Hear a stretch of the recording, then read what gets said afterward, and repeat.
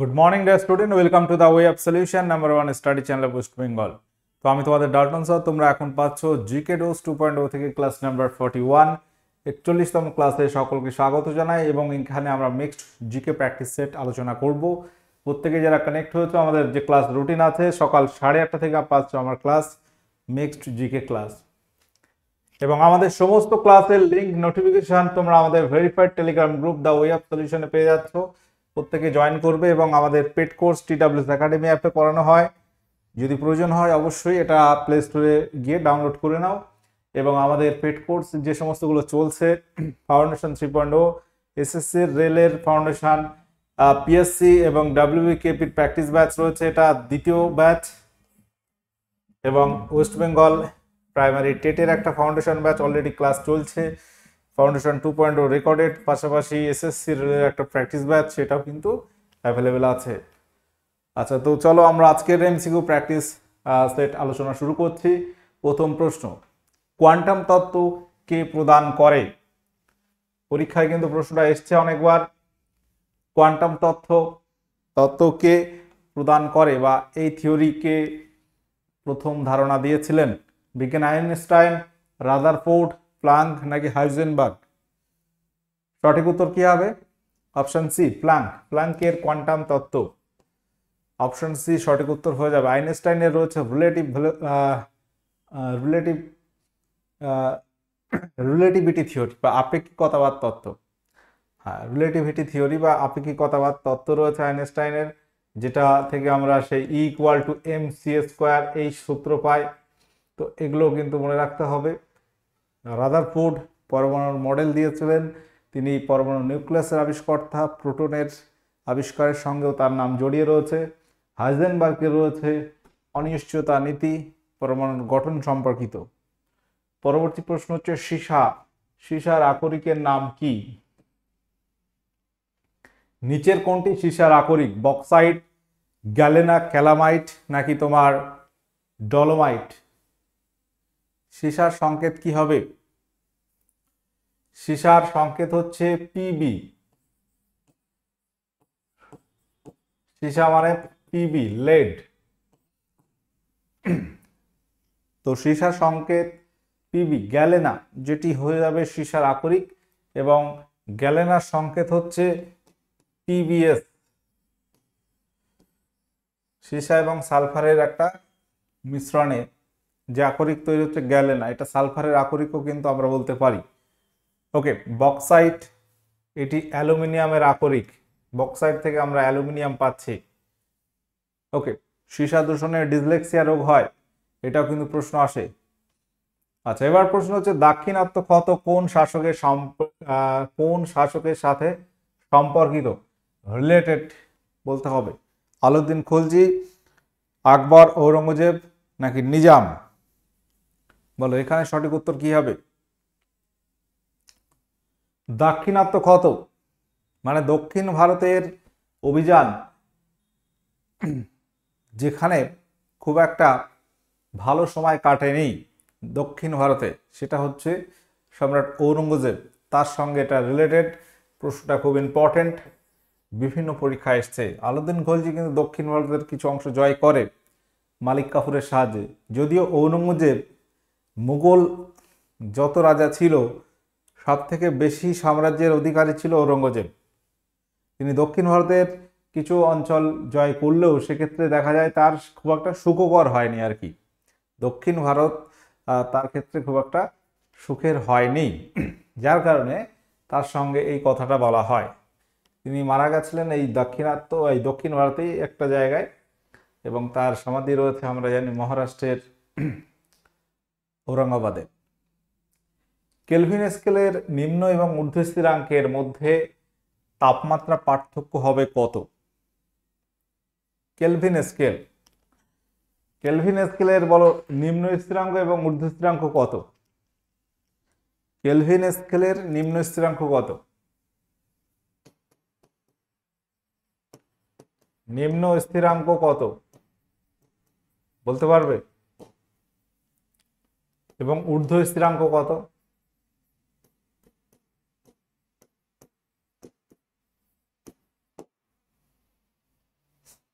তো এখানে কেলভিন স্কেলে যদি দেখি নিম্ন স্থিরাঙ্ক মানে যে উষ্ণতায় বরফ থেকে জল হচ্ছে, ঊর্ধ্ব স্থিরাঙ্ক যেখানে জল থেকে বাষ্প হচ্ছে 273 কেলভিন, ঊর্ধ্ব স্থিরাঙ্ক হচ্ছে 373 কেলভিন। তো এদের মধ্যে ডিফারেন্সটা কত, পার্থক্যটা কত,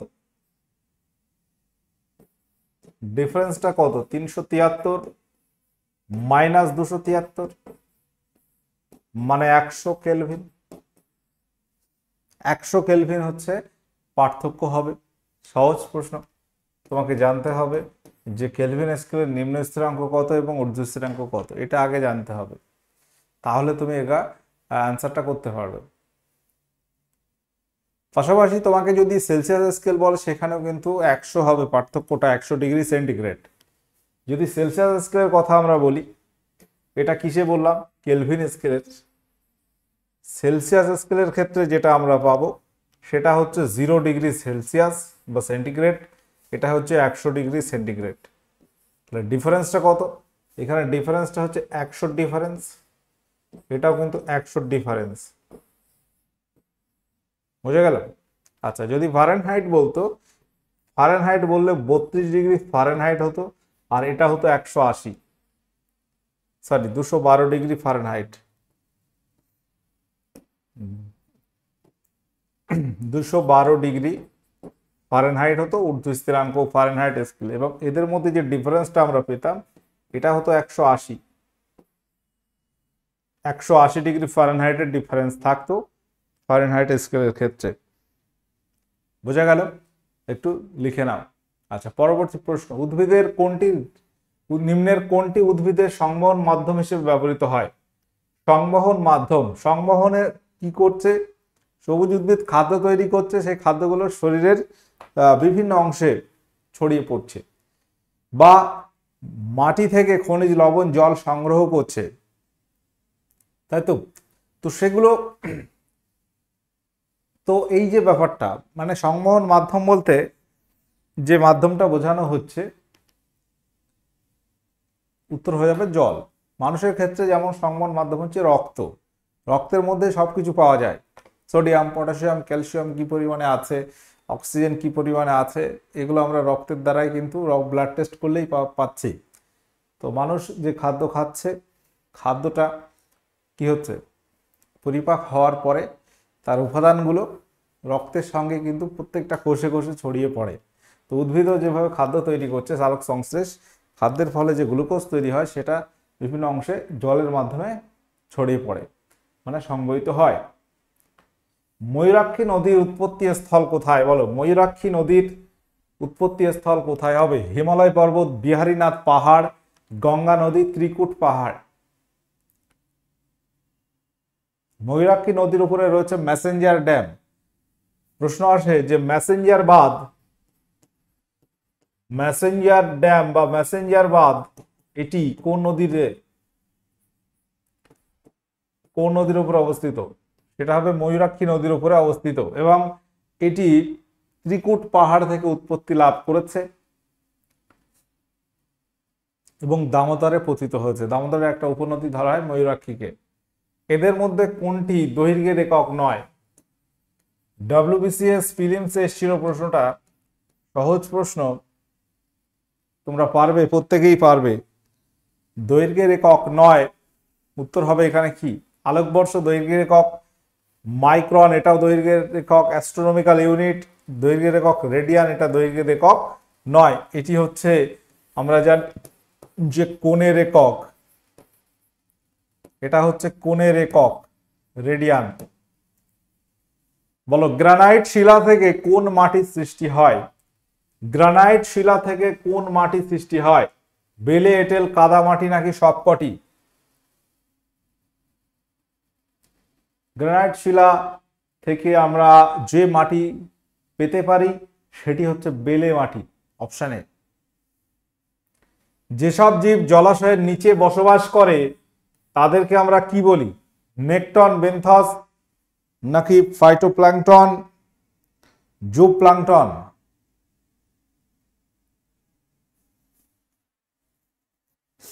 তো জলের নিচে যে সমস্ত জীব বসবাস করে সেগুলোকে আমরা বেন্থস বলি। নেকটন কাদের বলি? যে সমস্ত জীব সাঁতার কেটে বেড়ায় জলে তাদেরকে আমরা নেকটন বলি। বেন্থসের এক্সাম্পল কি হবে প্রত্যেকে একটু বলো। পরিবেশ রিলেটেড কিছু প্রশ্ন বা বাস্তুতন্ত্র থেকে কিছু প্রশ্ন কিন্তু প্রত্যেক পরীক্ষায় থাকে। বেন্থসের এক্সাম্পল তুমি বলতে পারো শামুক হবে, ঝিনুক হবে, স্পঞ্জ,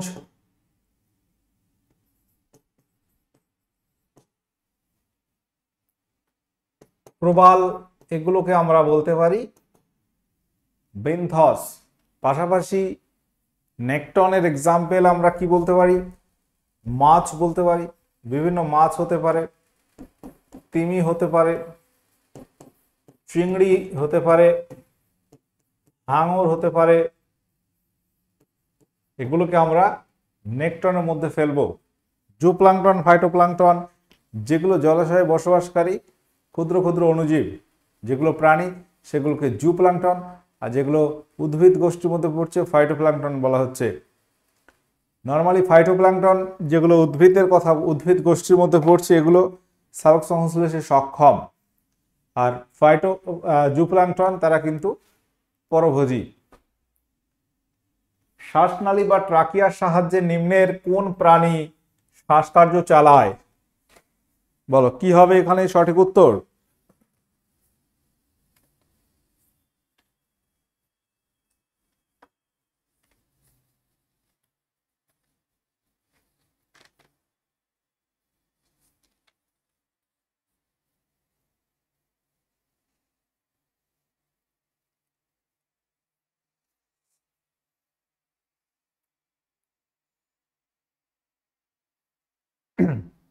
তো এখানে উত্তর কি হবে?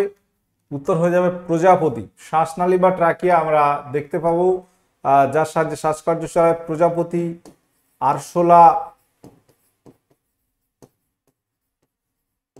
মশা, মাছি ইত্যাদি। বিশেষ করে পতঙ্গ শ্রেণীর প্রাণীরা শ্বাসনালী বা ট্রাকিয়ার সাহায্যে শ্বাসকার্য চালায়। যদি তোমাকে বলা হয় বলো চিংড়ি মাছ বা চিংড়ির ক্ষেত্রে এদের শ্বাস অঙ্গ কি?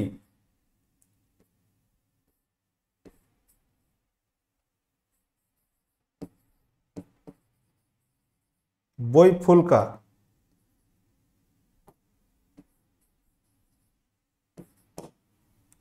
চিংড়ির ক্ষেত্রে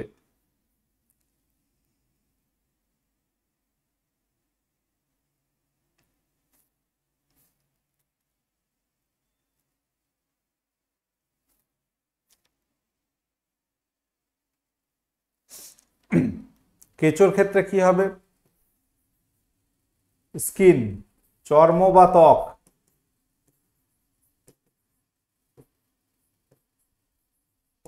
হাইড্রার ক্ষেত্রে হবে দেহতল। দেখো এখানে যে প্রশ্নটা করা হচ্ছে কিন্তু রেচন অঙ্গ নয়। চিংড়ির ক্ষেত্রে রেচন অঙ্গ হচ্ছে গ্রেন গ্ল্যান্ড, সবুজ গ্রন্থি। আর এটা কি বলা হচ্ছে? শ্বাস অঙ্গ, যেগুলোর সাহায্যে শ্বাস প্রশ্বাস নেয়। যেমন মানুষের ক্ষেত্রে শ্বাস অঙ্গ আমরা ফুসফুস বলি, এবং নাক রয়েছে যার সাহায্যে আমরা এটা কন্ট্রোল করে। এটা পুরোটার ফুসফুসের ভিতর বললেও কিন্তু ভুল হয় না। আচ্ছা, চর্ম বা ত্বক কেঁচোর ক্ষেত্রে, হাইড্রা, অ্যামিবা, প্যারামিসিয়াম তাদের ক্ষেত্রে দেহতল বা দেহগাত্র। দেহতল বা দেহগাত্র হয়ে যাবে এখানে উত্তর। তোমাকে যদি প্রশ্ন করা হয় বলো অ্যামিবার ক্ষেত্রে কি হবে? অ্যামিবার ক্ষেত্রেও কিন্তু এটা হবে ইউগুলিনা। এই সমস্ত অনুন্নত প্রাণীদের ক্ষেত্রে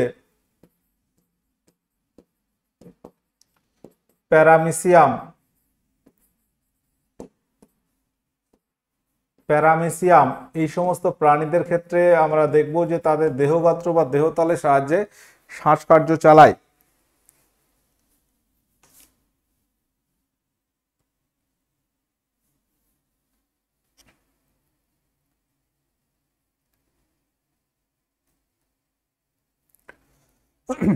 কই, মাগুর, শিঙি যাদের ক্ষেত্রে ফুলকার সঙ্গে কিছু অতিরিক্ত সহায়যন্ত্র থাকে, ওই জন্য তারা ডাঙায়ও বেশিক্ষণ বাঁচতে পারে, মানে স্থলে বেশি সময় বাঁচতে পারে। আচ্ছা, এবার প্রশ্ন হচ্ছে এক অণু কাপড় কাচার সোডায় কত অণু জল থাকে? কাপড় কাচার সোডার এক্সাম্পল কি, মানে রাসায়নিক সংকেত কি, কেমিক্যাল ফর্মুলা কি হবে? রাসায়নিক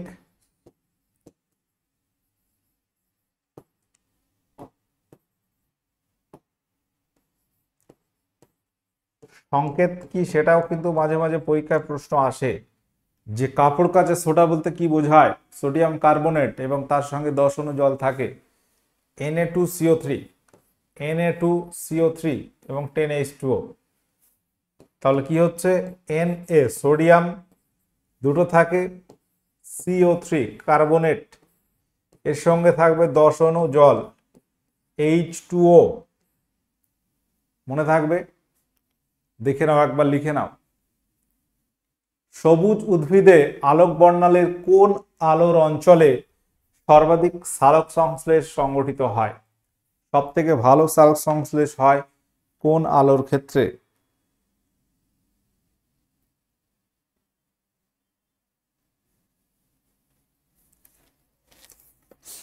উত্তর কি হবে? হলুদ, কমলা, সবুজ, বেগুনি, লাল, নীল, নীল বেগুনি। তো আমরা জানি সব থেকে ভালো হয় লাল আলোতে, লাল বর্ণের আলোতে সব থেকে বেশি ভালো হয়। তাহলে উত্তর এখানে অপশন সি করব। এখানে তোমরা আরো মনে রাখো, লাল এবং নীলে ভালো হয় তুলনামূলক। সব থেকে কম হয় সবুজ বর্ণের আলোতে, কারণ সবুজ পাতার রং আছে সবুজ, এই রং বেশি প্রতিফলিত করে, যার কারণে সবুজ আলোতে সব থেকে কম হয় সালোক সংশ্লেষ। দুটি আধান একে অপরকে কি করে? আকর্ষণ করে, বিকর্ষণ করে, বিকর্ষণ করে না। অপশন ডি বলা হচ্ছে এ বি উভয় সত্য। দুটি আধান একে অপরকে কি করতে পারে? আধান তো আমরা দুটো ভাগে ভাগ করি, আধানটাকে আমরা কটা ভাগে ভাগ করি? আধানকে আমরা দুই ভাগে ভাগ করি। কি কি? আধান এর ইংরেজি হচ্ছে চার্জ,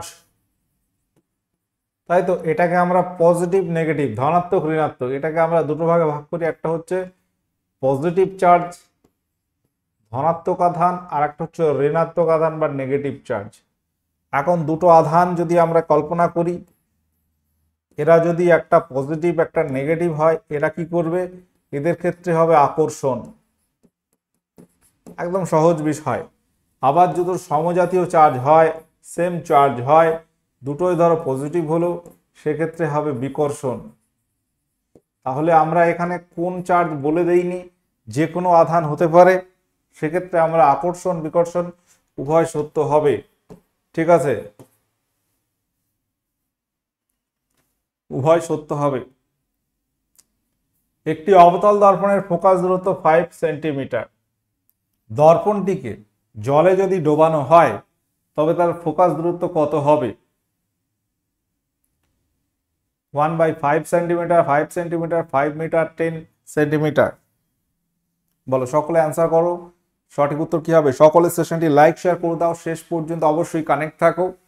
তো অবতল দর্পণের ক্ষেত্রে যদি বলি, অবতল দর্পণের ছবিটা কেমন হবে? ধরো এই হচ্ছে অবতল দর্পণ, সমতল দর্পণ মানে সমান, অবতল দর্পণ মানে এরকম একটা দর্পণ, এটা একটা অবতল দর্পণ। এর ফোকাস দূরত্ব, এটা একটা বৃত্তাকার যদি করি, এর একটা কেন্দ্র থাকবে, তো এর একটা বক্রতা ব্যাসার্ধ থাকবে, তার একটা ফোকাস দূরত্ব থাকবে। জলে ডোবানো হলে এটা চেঞ্জ হবে না, উত্তর একই হবে, 5 সেন্টিমিটারই হবে। ওকে, এটা কিন্তু মাথায় রাখতে হবে। খেজুরের ভোজ্য অংশের নাম কি? আমরা যে খেজুর খাই, যে অংশটা খাচ্ছি, সেই ভোজ্য অংশের নাম কি বলা হয় সেটা। যেমন আমের ক্ষেত্রে আমরা বলি মেসোকার্প, লিচুর ক্ষেত্রে এরিল। তো খেজুরের যে ভোজ্য অংশ, এরটাকে কি বলা হয়? এন্ডোকার্প, মেসোকার্প, পেরিকার্প নাকি রসালো আমরা? উত্তর কি হবে? খেজুরের ক্ষেত্রে আমরা বলবো পেরিকার্প, যে অংশটা খাচ্ছি সেটাকে বলা হয় পেরিকার্প। তো এখানে দেখে নাও, কমলা লেবুর ক্ষেত্রে যে ভোজ্য অংশ খায় সেটাকে বলা হয় রসালো অমরা।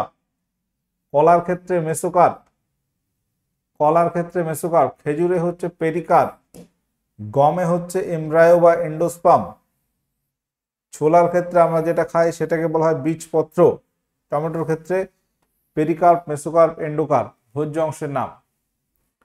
নিচে উল্লেখিত কোনটি প্রকৃত ফল? একটা হচ্ছে রিয়েল ফ্রুট,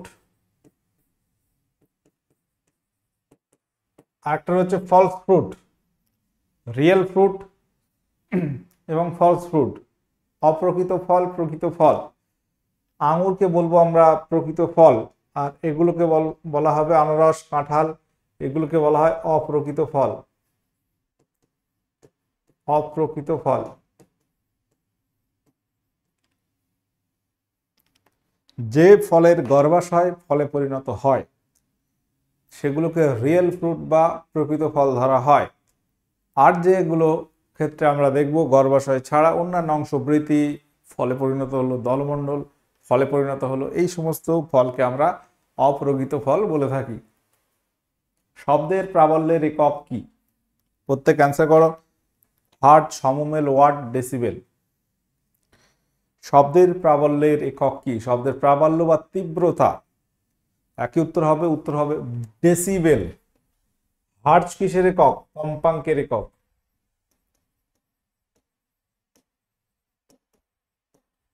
ওয়াট কিসের একক? ক্ষমতার একক। সমমেল কোনো একক নয়। শূন্য মাধ্যমের সাপেক্ষে কোন মাধ্যমের সংকট কোণ 45 ডিগ্রি হলে ওই মাধ্যমের প্রতিসারাঙ্ক কত হবে? প্রতিসারাঙ্ক মানে কি বোঝায়? দুটো মাধ্যম, একটা মাধ্যম দিয়ে আলো যাচ্ছে, যেতে গিয়ে ডিরেকশন একটু পরিবর্তন হয়ে গেল, তাহলে এই যে কোণটা পেলাম, এই দুটো কোণের সাইনের অনুপাত নিতে হবে, সাইন আই বাই সাইন আর। ওকে, এটাকে বলা হয় প্রতিসারাঙ্ক। কি বলা হয়? প্রতিসারাঙ্ক। লেখা হয় মিউ দিয়ে।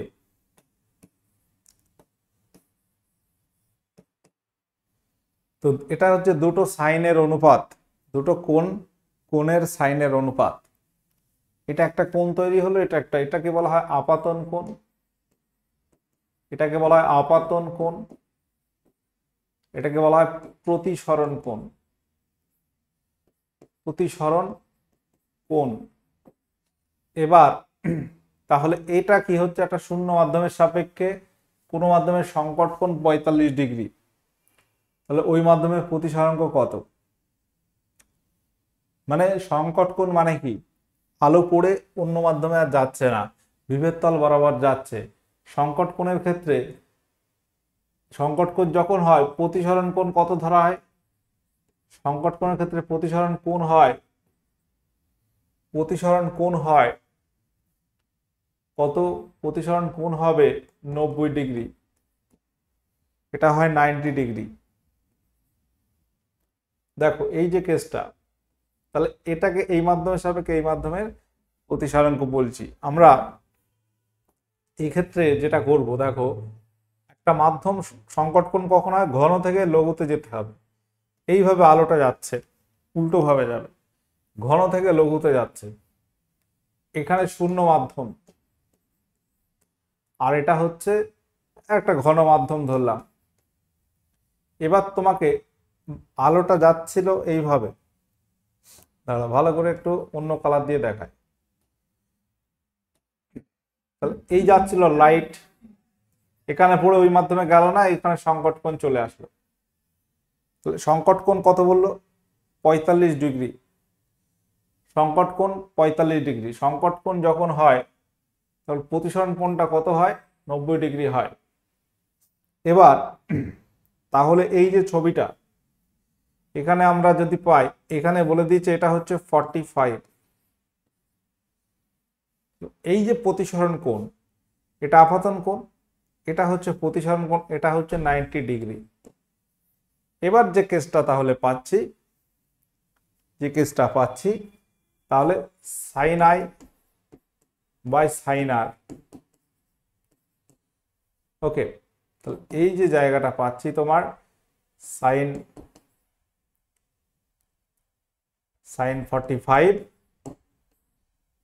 এবার সাইন আর কত, সাইন 90, সাইন 45 হচ্ছে 1/√2 আর সাইন 90 মানে 1, মানে 1/√2। এটা হচ্ছে ঘন সাপেক্ষে শূন্য, এটা ঘন সাপেক্ষে শূন্য, এইভাবে কল্পনা করছি, তাই তো? ডিরেকশনটা কোন দিকে? ঘন সাপেক্ষে শূন্য। আর এখানে কি বলেছে?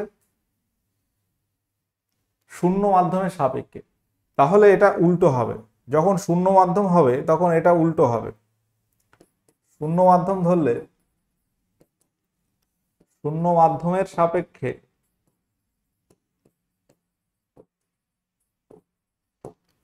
তাহলে হবে সাইন, উল্টোটা হবে। তাহলে এই যে ছবিটা আমি লিখলাম এটা হয়ে যাবে উল্টো, মানে 1/√2 মানে √2।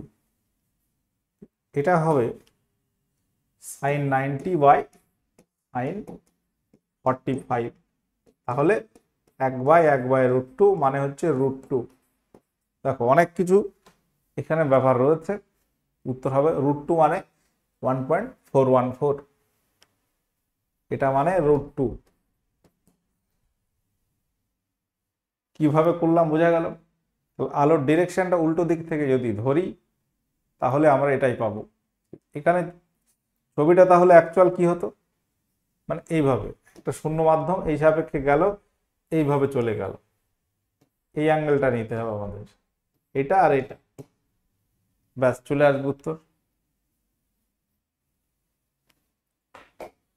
তরল যা তড়িৎ পরিচালনা করতে ব্যবহৃত হয় তাকে কি বলা হয়? তো এই প্রশ্নে অনেক সময় নিলাম একটু জাস্ট তোমাদের বোঝানোর জন্য। তরল যা তড়িৎ পরিচালনা করতে ব্যবহৃত হয় এটাকে বলা হয় তড়িৎ বিশ্লেষ্য পদার্থ। যে তরল তড়িৎ বিশ্লেষণ করে তাদেরকে আমরা তড়িৎ বিশ্লেষ্য পদার্থ বলবো। 33 ডিগ্রি সেলসিয়াস তাপমাত্রা কেলভিন স্কেলে কত হয়? বলো, 33 ডিগ্রি সেলসিয়াস তাপমাত্রা কেলভিন স্কেলে কত হবে? তোমাকে বার করতে হবে। 27 কেলভিন, 33 কেলভিন, 303, 306। তাহলে এটা আমরা কিভাবে করব? আমরা জানি 0 degree centigrade equal to 273 kelvin. একদম সহজ হিসাব। তোমাকে যদি বলি 1 ডিগ্রি সেন্টিগ্রেড মানে কত কেলভিন, 273 প্লাস 1 মানে 274 কেলভিন, সিম্পল হিসাব। তাহলে 33 ডিগ্রি কত হবে? 33 ডিগ্রি সেন্টিগ্রেড মানে কি? তোমাকে 273 যোগ করতে হবে। তাহলে 273 আর 33 হলে 306 কেলভিন হয়ে যাবে। 306 কেলভিন, এখানে সঠিক উত্তর অপশন ডি। প্লেন যোগ করতে হবে 273। আচ্ছা, বর্তমানে আমাদের এই সমস্ত ব্যাচ চলছে, যারা প্রথমে কানেক্ট হওনি দেখে রাখো। আমাদের এই ব্যাচগুলো পেতে TWS একাডেমি অ্যাপ ডাউনলোড করো, পেড কোর্স অপশানে গিয়ে তুমি তোমার পছন্দ মতো ব্যাচ নিতে পারবে। বর্তমান অ্যাটর্নি জেনারেল অফ ইন্ডিয়া এই পদে কে নিযুক্ত আছেন?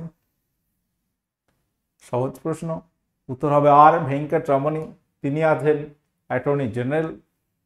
বলেছে হাওয়ায় জলীয় বাষ্প কি নামে পরিচিত? কি বলা হয়?